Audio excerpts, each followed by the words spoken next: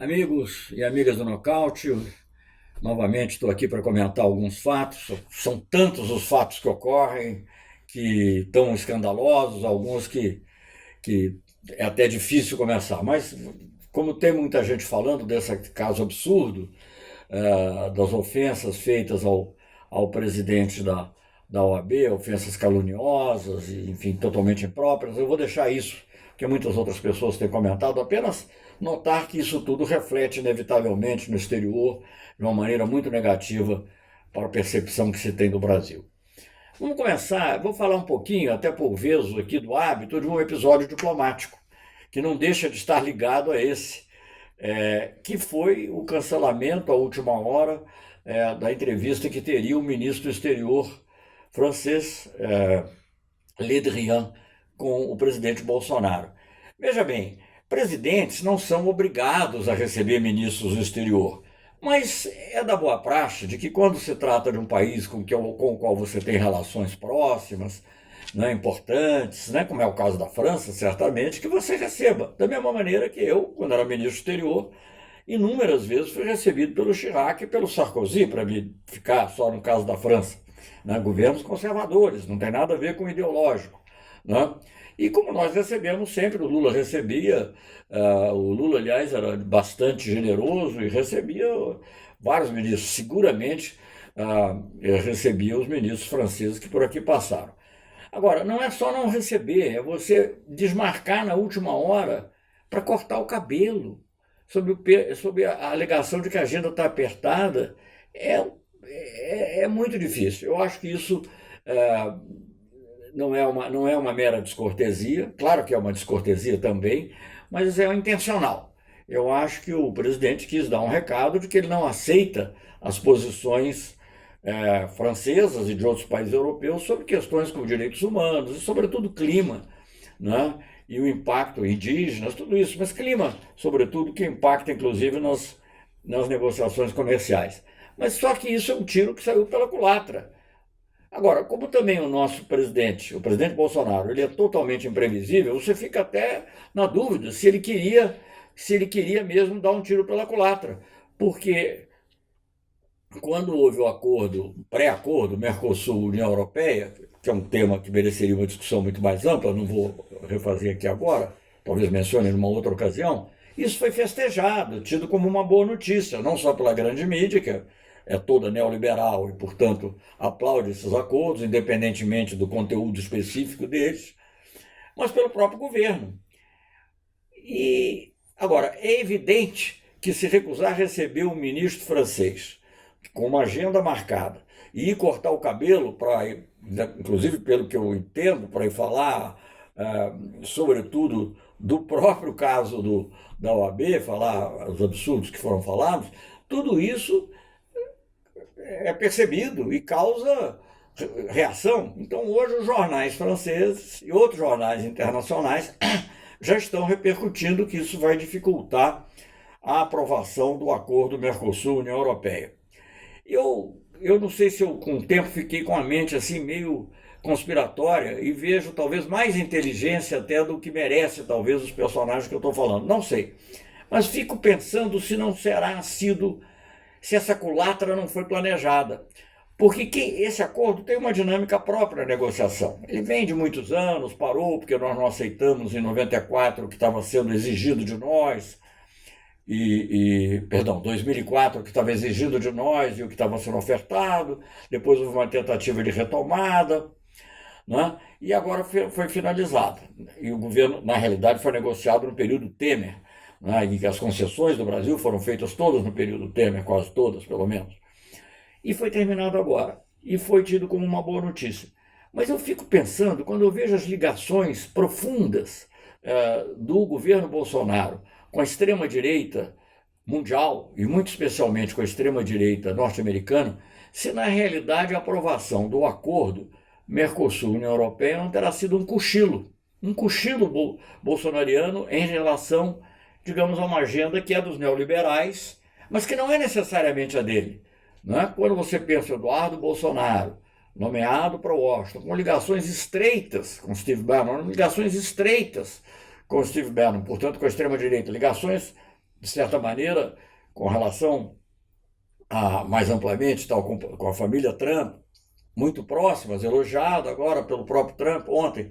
Será que, digamos, será que não houve ali um desejo de realmente, olha, não, ou mesmo que não tenha sido claramente intencional, talvez seja atribuir muito maquiavelismo até num sentido de sofisticação que talvez não exista, mas será que não houve ali algo do tipo assim, quem sabe esse acordo pode incomodar os americanos? Quem sabe fazer um acordo com a União Europeia e quando nós não temos ainda um com os americanos, não, pode incomodar o governo Trump. Não, o governo Trump que levou, inclusive, à ruptura das discussões da, da, da, de uma parceria justamente desse grande acordo de livre comércio, que eles chamam que não é mais livre comércio, que vai muito além, tem investimentos, etc., com a União Europeia.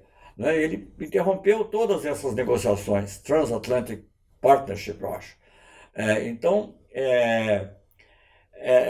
eu fico pensando nisso. Será que essa culatra não estava planejada ou não foi intuitivamente percebida como necessária para não demonstrar que o Brasil está se aproximando mais da União Europeia do que dos Estados Unidos? Não é à toa que o próprio Trump disse e enviou aqui o secretário de Comércio para possivelmente negociar um acordo de comércio. Seria para nós uma tragédia, provavelmente, porque é um acordo em que provavelmente o Brasil não vai ganhar nada, menos ainda do que com a União Europeia, porque com a União Europeia você pode, ainda que seja lamentável que o Brasil seja um exportador só de produtos primários, ainda que alguns produtos agrícolas hoje em dia não sejam só primários, porque tem alguma tecnologia, mas que seja produto, enfim, exportador de alimentos e importador de máquinas, ainda que isso seja assim, no caso com os Estados Unidos, nem isso você pode fazer, porque eles produzem as mesmas coisas que nós. A grande batalha do Brasil nas discussões internacionais era sobre subsídios, porque os subsídios dados nos Estados Unidos para várias indústrias e várias áreas da agroindústria, mas principalmente para o soja, algodão, etc., faz com que esses produtos compitam deslealmente com o produto brasileiro no mercado mundial. Milho também. Aliás, o Brasil, finalmente, graças a uma decisão do presidente Supremo, o Brasil está fazendo o que tinha que fazer, que é exportar o milho com os navios iranianos que vieram aqui, que era outro absurdo, porque o Brasil não só estava agindo, o governo não só estava agindo contra o interesse do agronegócio, imagina, uma das bases de apoio do agronegócio brasileiro, mas também agindo contra um princípio internacional que todos os governos democráticos sempre defenderam, que é o repúdio às sanções unilaterais, porque essas não são sanções da ONU, são sanções dos Estados Unidos. Então, é lamentável você ver inclusive, o presidente do Brasil dizer que nós vamos fazer isso porque estamos alinhados com os Estados Unidos. Enfim, todas essas questões mostram, digamos, uma crescente fragilidade, inclusive, do país no plano internacional. Gente, esqueça, não é preciso não tem que ter nenhuma conspiração, não tem que ter nada. Não precisa ninguém fazer nada. Todo dia tem uma notícia negativa e muito negativa sobre o Brasil na mídia internacional. Anteontem tinha uma matéria no New York Times sobre a Amazônia, né? Ao mesmo tempo tinha o Washington Post sobre as ameaças de prisão ao Glenn Greenwald, que é outra coisa absurda. Então, nós estamos numa fragilidade internacional imensa. Pode ser que, digamos, esse governo queira se apegar ao Trump, porque o Trump também não liga muito para essas coisas, ele não liga muito para direitos humanos, ele já fez observações racistas, né? Fez observações, enfim, de toda a natureza. Pode ser que, digamos, ele queira se apegar exclusivamente, mas aí eu fico pensando, como será que os nossos militares estão vendo isso? Será que os nossos militares assistem, digamos, essa falta. Hoje dizia que os círculos próximos ao governo, no jornal dizia, procura a lógica das declarações. Não há lógica, não tem que procurar lógica porque não há lógica. Há apenas uma sucessão de impulsos, todos eles num sentido de fortalecer a extrema-direita, de serem racistas, porque a observação contra os nordestinos é uma observação racista. Né? A raça não se espelha só pela cor da pele. Né? Enfim, será que, digamos, há essa expectativa de uma ligação profunda com o governo Trump, que isso salvará, ou com Steve Bannon, e que isso salvará tudo, eu tenho minhas dúvidas de que possa ser isso. E que até essa, essa infeliz atitude inexplicável do ponto de vista diplomático de cancelar para cortar o cabelo, né, porque isso é uma coisa assintosa. Né? O objetivo foi fazer uma síntese, porque isso é percebido, gente. Ninguém pensa que essas coisas, movimentos de presidentes, não são movimentos de uma pessoa privada que vai, não, agora então eu vou cortar o cabelo, então eu vou comprar pão. Não, não é assim. Aquilo tem um sentido e foi assintoso e já está sendo tratado dessa forma pela mídia internacional. Então tudo isso nos deixa extremamente preocupados com o que está ocorrendo com o Brasil, com a visão que você está criando do Brasil, e me preocupa porque eu não sei o que vai acontecer com o Brasil, não tenho bola de cristal para prever tudo o que vai acontecer, mas eu sei que mesmo quando o Brasil mudar, talvez, para ter um governo normal, eu não preciso nem de ser um governo progressista, mas ter um governo normal, vai dar muito trabalho recuperar a imagem brasileira. Ela está muito desgastada, a confiança no Brasil é profundamente afetada, e isso tudo é muito triste. É triste para os diplomatas brasileiros, triste que eu sei que eles estão absolutamente deprimidos com o que está ocorrendo. A maioria deles não pode fazer nada. Evidentemente que tem uns que aderem aí com um vergonhoso entusiasmo, mas a maioria não pode fazer nada. Então eu diria que essa é a situação atual e, enfim, eu fico preocupado também, tanto com os diplomatas, como fico preocupado com os militares. Eu convivi com os militares brasileiros e tenho o maior respeito por muitos deles. Aliás, não concordo com muitas observações feitas na esquerda, como se tudo fosse obra dos militares. Não é assim. Os militares têm uma visão e eles obedecem. Eles querem uma orientação, querem uma linha. Ainda outro dia, mencionar isso aqui, embora alongando um pouco a minha palestra, eu estava lendo uma entrevista no jornal, acho que foi o Valor Econômico, de um general, em que ele citava os grandes projetos, e é interessante, porque todos os atos legais dos quais decorrem a ação que ele está tendo e que ele defende, vem do governo Lula e do governo Dilma. Né? Ele se refere à Estratégia Nacional de Defesa, que foi criada em 2008, depois foi revista no governo Dilma, e se refere também à criação de um grande escritório de projetos que também foi criado no governo da presidenta Dilma. Então eu acho que eles devem estar pensando, será que essas coisas que têm ocorrido, dizer que a população tem que ser armada, será que isso é uma coisa boa para nós aqui, para a hierarquia que nós temos? Eu não sei. Enfim, há muitos temas, isso aí teria uma discussão muito grande. E eu sempre penso, quando eu penso nos militares, sempre lembro do Marechal Lott.